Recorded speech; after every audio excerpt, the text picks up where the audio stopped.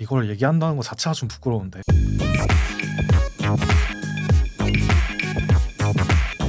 얼마 전에 뉴진스 신곡이 발표되었죠. 특히 그 중에서 ETA라고 하는 곡이 오직 아이폰을 이용해서 촬영했다고 해서 큰 화제가 되고 있습니다. 그런데 박찬욱 감독님 때부터 이렇게 아이폰으로 찍은 영상이 화제가 되고 나면은 와, 아이폰으로 저렇게까지 찍을 수가 있어? 에서 끝나는 게 아니라 이 정도면은 비싼 카메라를 쓸 이유가 없는 게 아니야? 라고 생각이 확장되는 분들이 있는 것 같아요. 물론 저도 일정 부분은 동의합니다. 촬영 영상에서도 누누이 말했지만 유튜브 촬영에서 처음 시작한다면은 저는 항상 스마트폰으로 시작해도 충분하다고 생각하는 편이에요. 그런데 이거를 넘어서서 아예 상업 촬영에서 프로 레벨의 촬영에서 아이폰이 비싼 영상용 카메라, 시네마 카메라들을 대체할 수 있을까요? 만약 아니라면은 비싼 카메라를 왜 쓸까요? 솔직히 영상 조금 하신 분들한테 이게 좀 언급하기도 부끄러운 질문이라는 거 압니다. 근데 솔직히 일반인 붙잡고서 iOS에서 네이티브 iOS 값이 이렇고 주아이소가 지원하고 개인 AI 방식을 설명해봐야 와닿지가 않을 테니 정말 직관적으로 또 그냥 제 경험에 빗대서 얘기를 하면 좋지 않을까 싶어서 영상을 찍게 되었습니다. 우선은 시작하기 전에 저는 이쪽 관련해서는 현업자라고 밝히기 부끄러울 정도로 커리어라고 할 만한 게 없습니다. 저는 거의 유튜브 영상 쪽을 만지다 왔고 최대로 만져온 것도 알파7급 정도 되는 풀프레임 카메라라서 사실 이거를 말할 자격은 안 된다고 생각을 해요. 그래서 그냥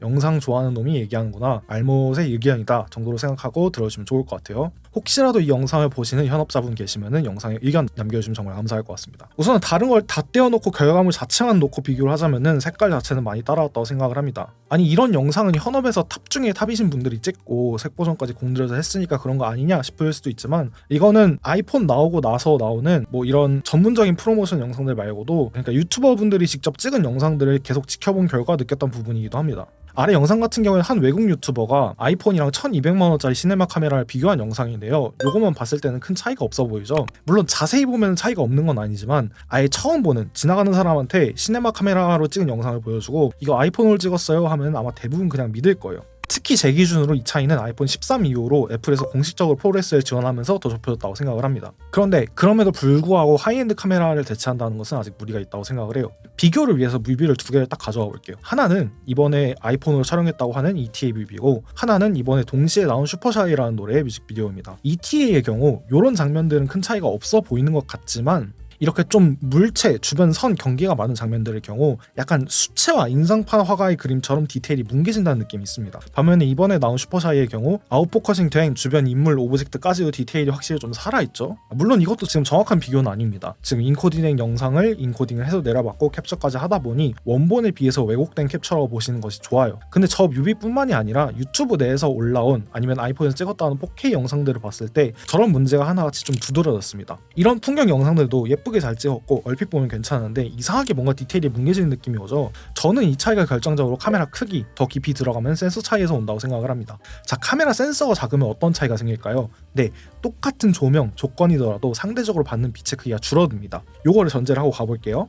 저는 장비를 빌릴 때를 제외하고 제 카메라로 파나소닉의 G85를 썼습니다. 근데 요 카메라가 풀프레임 대비해서 센서가 4분의 1 크기예요. 그리고 요 카메라가 아이폰 이야기했을 때처럼 은근히 이렇게 디테일이 뭉개지는 느낌이 있었습니다. 요거는 4K로 찍어도 마찬가지였어요. 재미있었던 거는 저 문제가 조명을 잘 치면 해결되는 경향이 있었다는 거예요. 자, 가끔 예시 영상으로 가져오는 이거 똑같은 카메라로 스튜디오에서 조명 치고서 찍은 건데 이걸로 봤을 때는 크게 뭐가 무너지고 그러지 않죠. 실제로 똑같은 급의 카메라라도 조명과 빛을 어떻게 두느냐에 따라서 결과물의 느낌뿐만이 아니라 질 자체도 천차만별로 달라집니다. 이거는 다시 말해 센서 크기, 그러니까 빛을 받는 물리적인 공간 자체가 커지면은 영상을 찍을 때 이득을 보는 부분이 분명히 있다고 생각을 해요. 그렇기 때문에 이거는 기술이 발달하더라도 아이폰 자체에 들어오는 센서의 크기, 다시 말해서 카메라 크기가 커지지 않는 이상 극복하기 힘든 부분이 있지 않을까 이렇게 생각을 합니다. 하드웨어, 소프트웨어적인 문제도 짚고 넘어갈 만하다고 생각을 합니다. 뭐 인물 모드 관련해서 심도 표현이 자연스럽지가 않다, 이거는 뭐 촬영 영상에서 얘기했으니까 넘어간다 치지만 우리가 흔히 카메라 3요소 플러스 화이트 밸런스를 수동으로 자유롭게 조절할 수 없다는 것도 큰 단점을 작용한다고 생각을 합니다.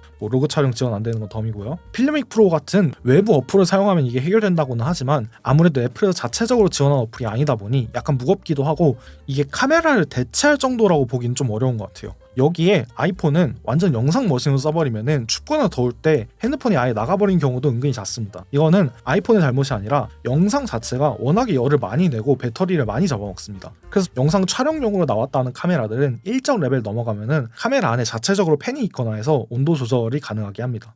어쨌든 그래서 오늘 결론, 행복은 센서 크기 순이다.